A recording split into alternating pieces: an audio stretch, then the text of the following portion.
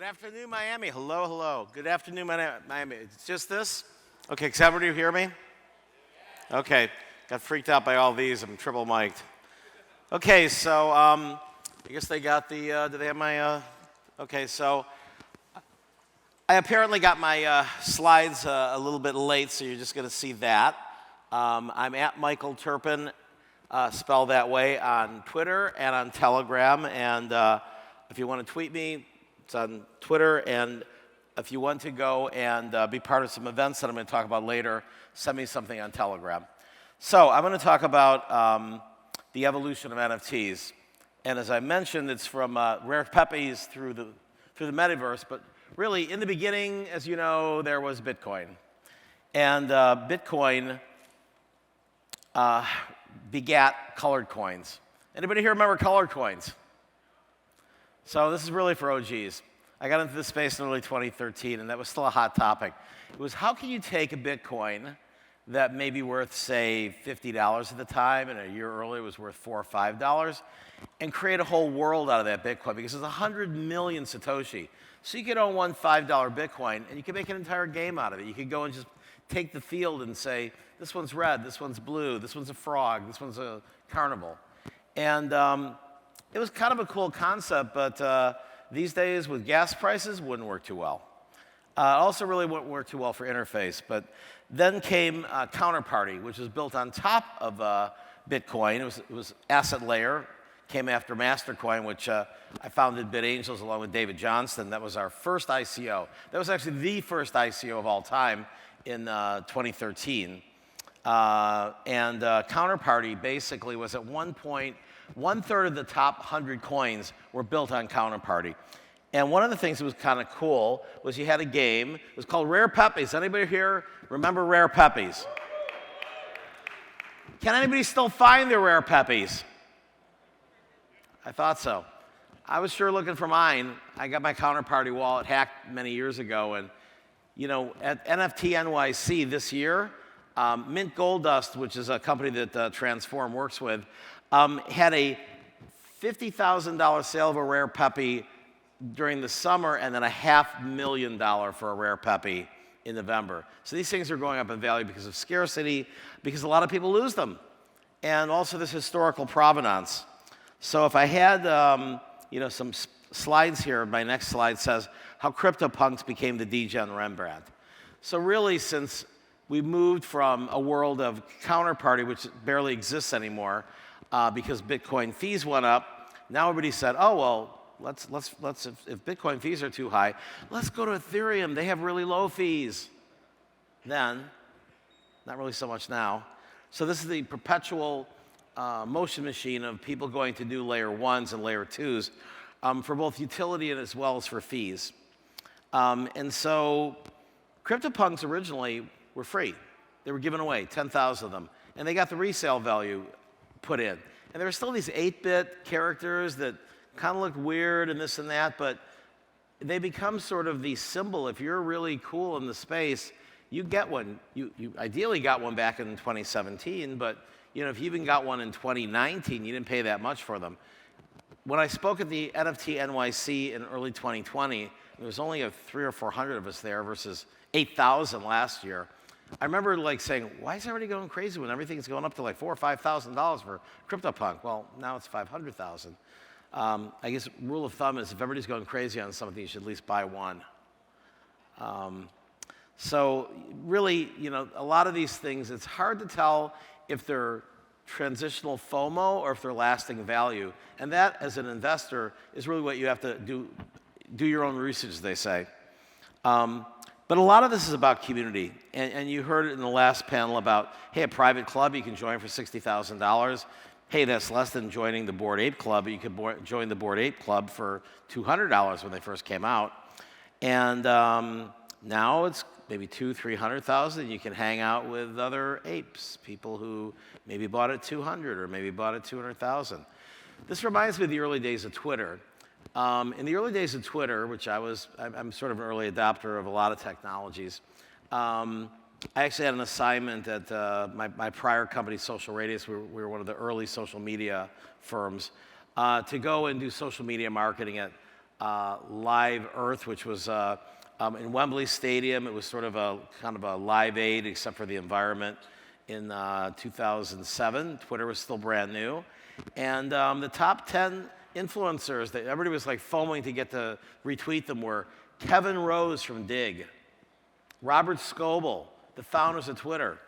2 years later, it was all Beyonce and will.i.am and the Kardashians. And really, to this day, it's pretty much celebrities now. And I really see that that's going to happen when the PFP space evolves and really becomes more of a community of fan clubs.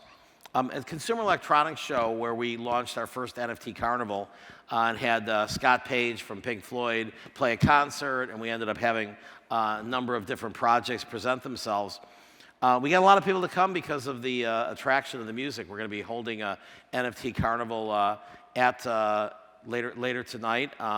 You can again just send me a telegram at just Google NFT Carnival, or send me a note at Michael Terpin. And we're going to be showing things off. It's actually at the DoubleTree, which is about 8-9 minutes from here. You can see it in our booth if you have any questions too. And you know, that is something that the community builds both offline and online, and as communities do. And I think that, you know, the whole concept of having a private club that involves people is something we're also doing tonight with Satoshi Salon, which I'm debuting here. Again, I'm looking at, with Bid Angels, what I did in the very beginning was try to get people who were OGs in Bitcoin to hang out with each other in the fun projects, and then ended up going and doing it with people going into chat rooms, and then going into Skype, and then going into, you know, renting lawyers' offices. And now it's pretty much going to be an NFT. So you'll have an NFT, and, you know, you get a Satoshi Salon NFT, which will be airdropped to the people who run the cities and have events in their private homes. And then, you know, there will be an NFT drop for the people who just simply want to be able to go to any Satoshi Salon in the world.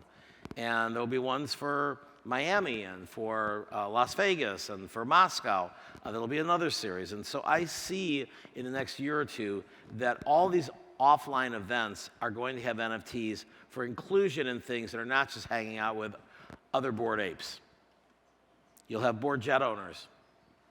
You'll have bored fans of Kim Kardashian.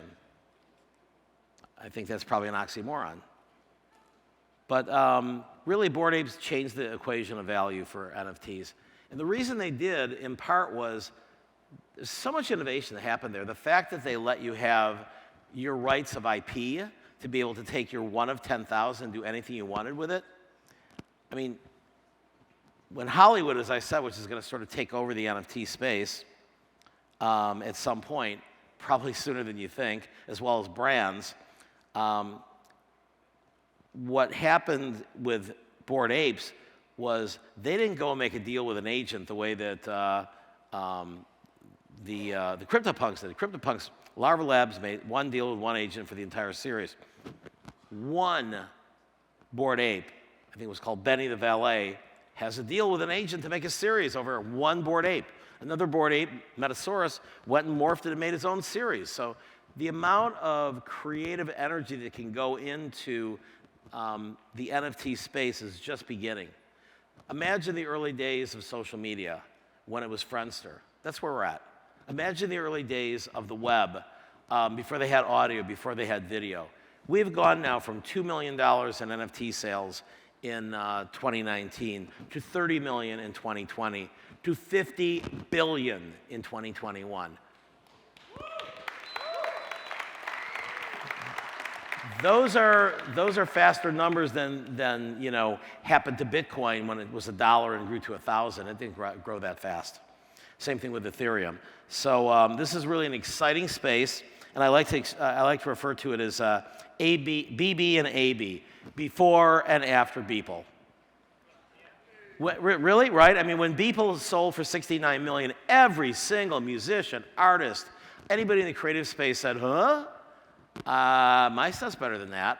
And that's been this explosion of content and creativity coming in. Now, a little skepticism is, you can't have accelerating supply and slowly growing demand. So at some point, you have to then see that the market for buyers is going to be there. Right now, it's speculators, for sure. In the first $3 billion on OpenSeas, it was only 16,000 buyers. They were early adopters. But the thing is that, what for example, we'll hurry up because we've got about 4.5 minutes left here. What's happening in gaming and NFTs rolling gaming in the metaverse? There are 3 billion gamers in the world and only 300 million people who have any type of crypto and less than that who have NFTs. And all gaming, in my opinion, is going to end up involving NFTs in the metaverse within 5 years. We are right now on a trajectory like the internet was. We were in 1997. Those of you who are old enough to have been on the internet in 1997, you remember it was pretty clunky. You did not have broadband. And there were a lot of people who were trying to innovate. They were trying to do YouTube in 1997. It was very hard to do with a 9600 baud modem.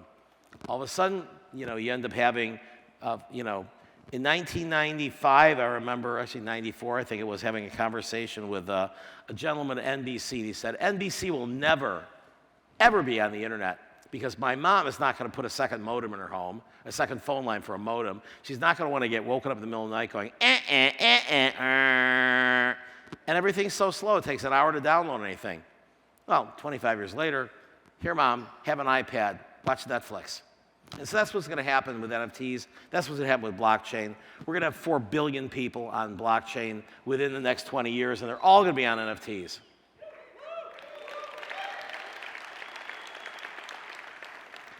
Now, people ask about the law, and I've been sort of, besides being an advisor and an investor, Transform Capital is my family office. We invested about $10 million last year in projects. Particularly, I'm very interested in innovative metaverse and NFT gaming and NFT projects. But I've also done things in DeFi. Anything that I see is sort of breaking the mold and really starting new models. I've got this SDG pin on now because I'm a chairman and lead investor in something called SDG Exchange, which at CES we debuted how to use carbon with an NFT to be able to make payments. You can make global payments using carbon because it's not FinCEN regulated and it's not a cryptocurrency if it's not fungible. And so we've got a method of doing that as well as having a 24/7, 365, roughly NASDAQ for carbon credits, which is going to also map to the other 17. We've got a number of other companies in the Transform Ventures booth that you can go and check that I put money in. And, obviously, anything I put money in, I believe in.